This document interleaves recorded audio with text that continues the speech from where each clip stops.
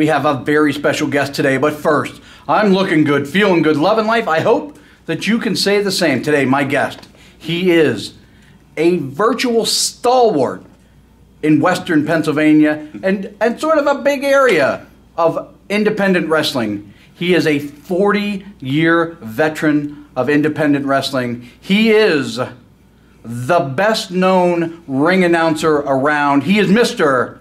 Hank Hudson. Hank? Yeah, it is Hank Hudson. People usually see me in my tux, but this is the way I look 99% of the time. You know? Okay, all right. Just a relaxed Pirates fan, yeah. Hank Hudson. The old logo here. Yeah. Okay, so I got a lot of questions. The first thing I want to mention is, before we get into your wrestling, I know you're a fan, just like me, you're a big fan of wrestling. You've been a fan of wrestling for a long time. So we're going to focus on that a little bit at the beginning, and then we'll jump into, you know, your part of this wrestling world that you've lived in for a long time. So first thing, how did you first fall in love with wrestling? Well, I was in grade school around 1965. All my friends at school were talking about studio wrestling, Bruno, this and that. You know, so I started watching it and I got hooked on it. And I didn't go to a live show till maybe near the end of '66, and I barely missed any like in the next like 30 years at the Civic Arena in Pittsburgh. Yeah, I just got hooked on it. You know, I watched it every Saturday night in Pittsburgh. They had studio wrestling from 6 to 7:30 p.m. Live studio wrestling from Channel 11, featuring the greatest professional wrestlers in the world. They'd say that every week, and yeah, I just got hooked on it. Who were some of your favorites in that, you know, late '60s, sort of early '70s era? Well, the only time in my life I was ever ahead of my time was being a heel wrestling fan. So from the beginning, I always hated Bruno, and you know, I like guys like Dr. Bill Miller, Cowboy Bill Watts. They were the big heels around that time, and you know, guys like Gorilla Monsoon. I love Waldo Von Erich and Killer Kowalski, and well, George Animal Steel later, at least until the mid '80s when they made like a softie out of him with that Mind Doll, and you know, but when he was biting the turnbuckles and giving the flying hammerlock and everything, oh, he was one of my all-time favorites. So speaking of Bruno, I mean, that's stunning to hear. I know you've told me this before, but it's still stunning to hear out loud that you didn't like Bruno, because it seemed like everybody in Western PA loved Bruno. What was it about Bruno that you didn't like? Well, mostly the babyface wrestlers were boring, you know. Well, I know Bruno resembled, but there was like a bully in my neighborhood, like a fat Italian kid.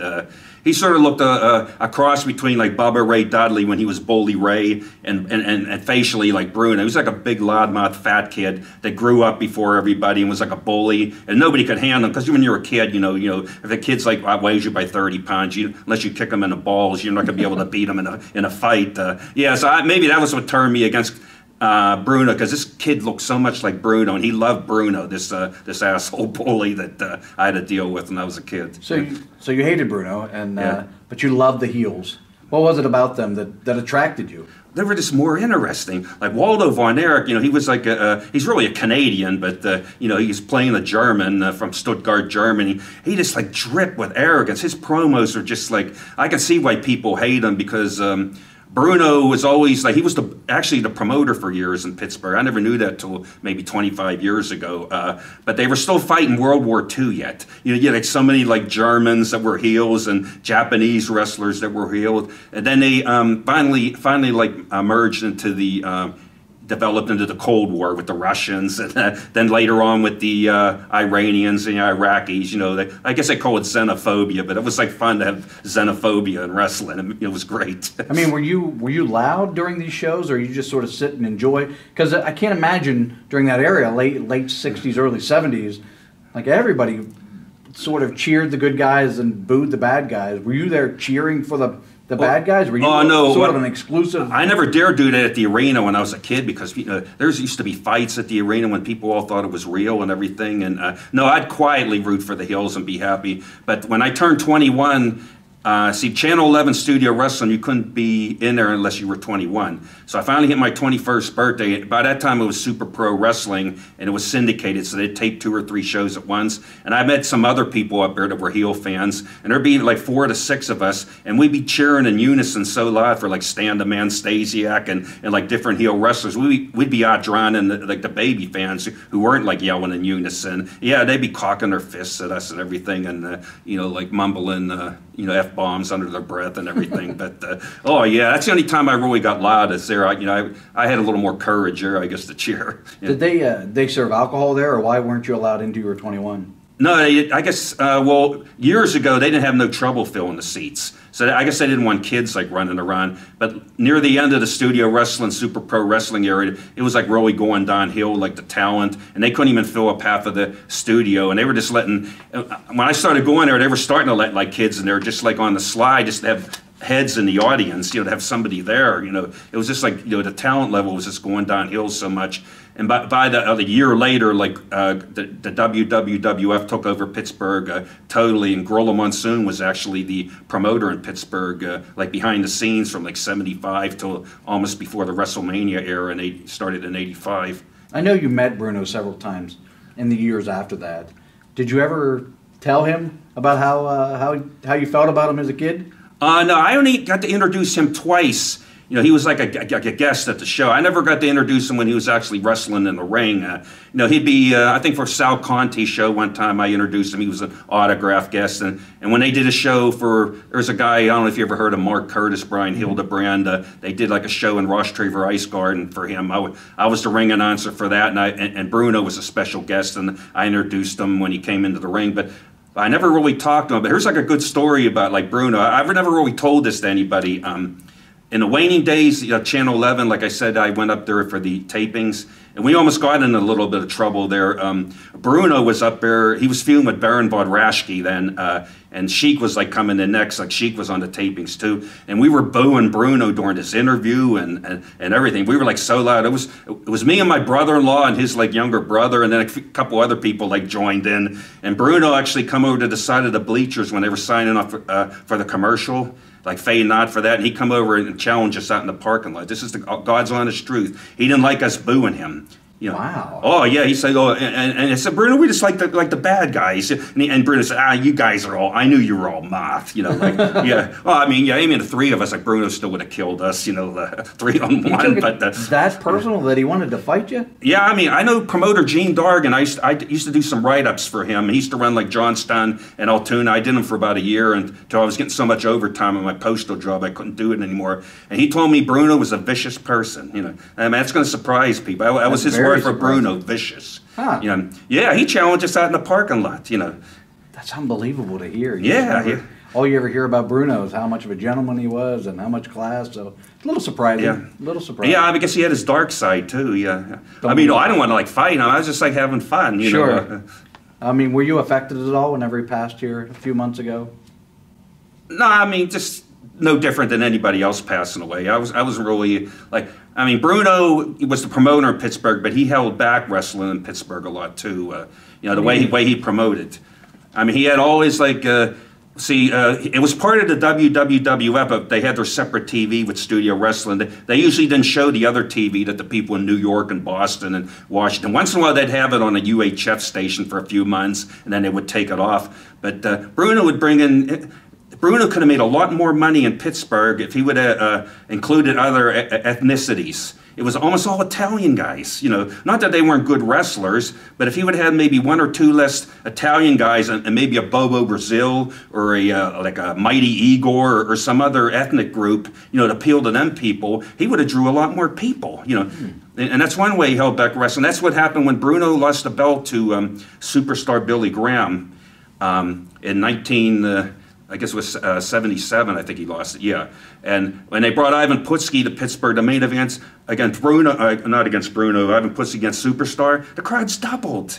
Not that the people didn't love Bruno, but they were just sick of the monotony of him like winning all the time. They knew not to go a lot of times because a lot of the challenge they knew. Oh, Bruno beat him 5 years ago because Bruno would rotate a lot of his opponents every 5 years. He's going to beat him again. Why bother going? The crowds doubled when Bruno lost the belt for the next year with Superstar Graham fighting Putski 4 times at the arena and like other like babyface opponents until he lost the belt to Backlund. Yeah, Bruno held wrestling back a lot in Pittsburgh. Really? Yeah, that's fascinating. Yeah, people are not going to hear that, but it's the truth.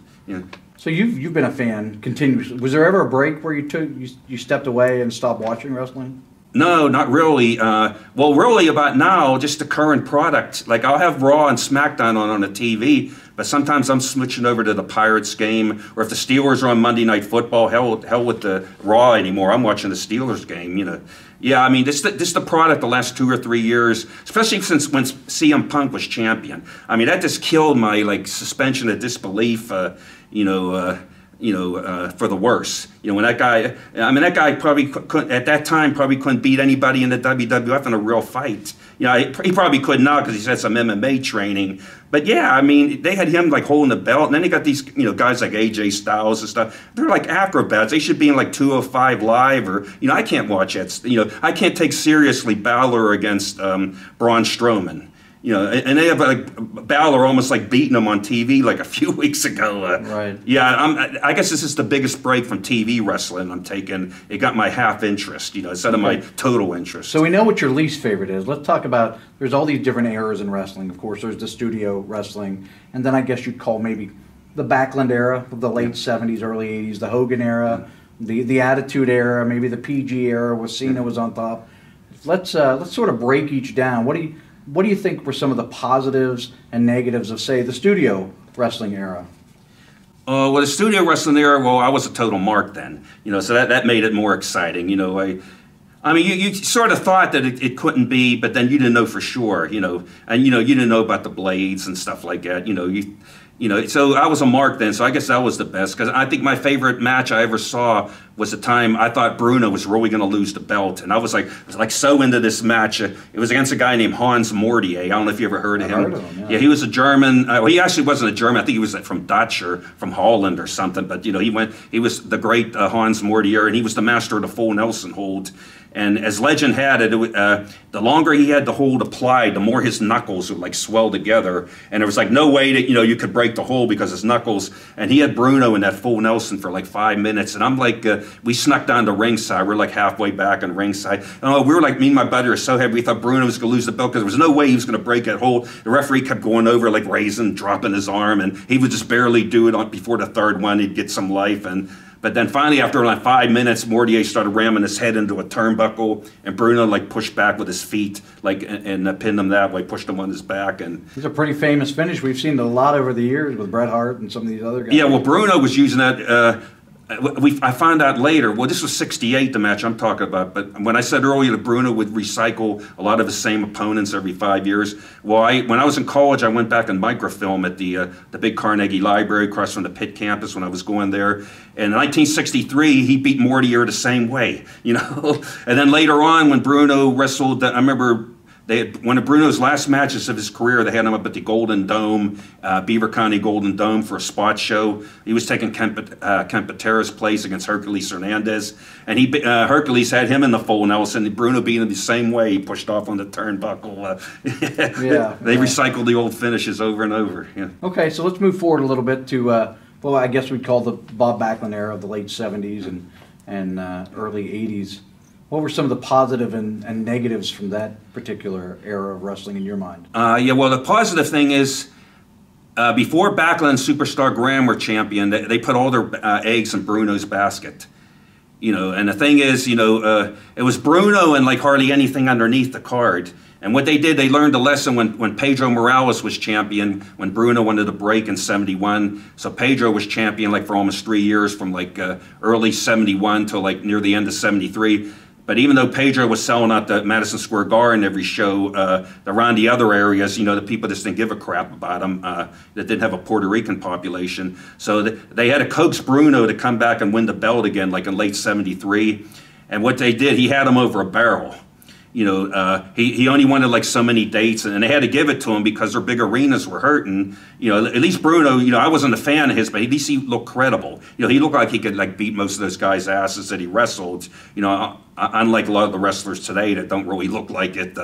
So the Bruno had him by the balls, you know, so they had to like give him his way. So what they did though, when Bruno finally opted out, he wanted to lose the belt. They had him lose it to Superstar Billy Graham. But the lesson they learned from that is never put all their eggs in one basket. What they did was, when Backlund was champion from 78 till like late 83, they always had a bunch of other like good feuds. And actually it was the other feuds that were selling out the arenas during Backlund. I mean, people like Backlund, but then they were starting to turn on him near the end. You know, he was getting like too dorky and stuff like that, and the people, you know, they were liking Snuka better. But what they did, they built up, remember Andre against Killer Khan, and Andre against Stud, the body slam thing. They had Chief Jay Strongbow getting his leg broken by Greg Valentine. They had Morocco like feuding with like Rocky Johnson and Snuka. Snuka against Ray Stevens. Like Snuka and Ray Stevens actually drew like 6,000 people at St. John Arena in Steubenville. That's how hot that feud was. I never seen that place so packed. That's like 40 miles west of Pittsburgh. Right. Yeah, I mean they learned their lesson by putting all their eggs in one guy's basket like they did with Bruno, and had all these other backup feuds. So no wrestler or anybody had them by the balls or anything. That was a big lesson they learned during the Backlund era. Okay, so we'll move forward. The next era that everybody would know, the Hogan era. As an old school fan like you, and myself too, I would imagine this era drove you nuts. I mean, did you enjoy any part of this? Oh, I enjoyed it, but the thing that was missing until around like '84, the wrestling in Pittsburgh still had a Pittsburgh flavor. Because like I said, Monsoon was the promoter from like '75 till maybe right before the WrestleMania era in '85, and he kept a lot of the local guys around, like Jumpin' Johnny DeFazio and like Joe Abbey, Hangman Jim Grabmeyer, and like Dominic DeNucci and Baron Cicluna. Even though they wrestled in the rest of the WWF, they were basically Monsoon's guys, so like, you know, pick up guys at the airport and stuff. They'd be on the show, but to help him get the guys to back and forth from the arena and the hotel and the airports and everything. So I had a lot of local flavor till like more into the middle '80s, and then it was just all, they just brought everybody in after that. There was no like local flavor anymore. But I enjoyed the Hogan era. I mean, I didn't hate really anything about it. Did you have some favorites from that particular run?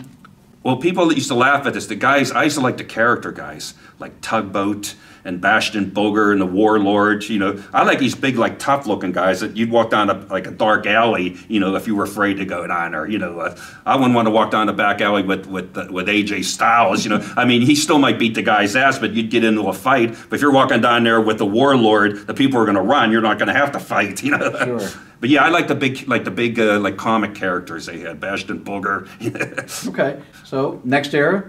I mean, there was sort of a gap there, 94, 95, 96, a little rough, not a lot of good wrestling going on there, but then... I like Diesel, though, you know. Okay, all right. I mean, I like Shawn Michaels. He's one of my favorites. He's a disgrace, you know. You don't like Shawn Michaels? Tell me why. He like screw like Shane Douglas, like big time. Okay. Yeah, they make out like he's some kind of like Hall of Famer or something, like Triple H in his revisionist history. They like screw like Shane Douglas big time. He wouldn't do a job for him. He, you know, I don't know what the thing is. He had a bad day or he didn't have a smile on his face or some like bullshit that he like said. Oh yeah, they were like Shawn Michaels is. I don't like Bret Hart either. I thought Bret Hart was. That's when they started going into the gutter when they had like Bret Hart like upset Ric Flair like in Saskatoon, wherever the heck it was. I said, what the hell were they doing? Putting the belt on him? You know. Sure enough, the best thing that ever happened to the WWF is addition by subtraction. The greatest